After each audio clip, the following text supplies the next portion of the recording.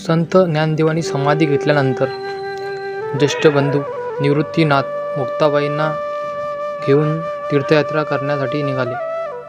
ते तापी नदीवर आले असता अचानक वीज कडाडली आणि संत मुक्ताबाई प्रचंड विजेच्या प्रवाहात लुप्त झाल्या. हेच हे मंदिर.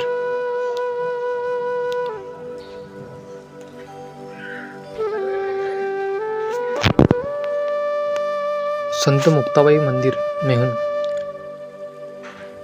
संत मुक्ताबाई मंदिर हे देवस्थान असलेल्या मुक्ताबाई या प्रांताचे प्राचीन मंदिर आहे.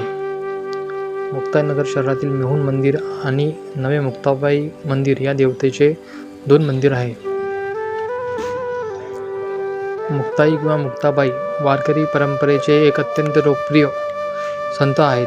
प्रथम वारकरी संत ज्ञानेश्वरांची छोटी बहीण म्हणून देवस्थ ब्राह्मण कुटुंबात त्यांचा जन्म झाला.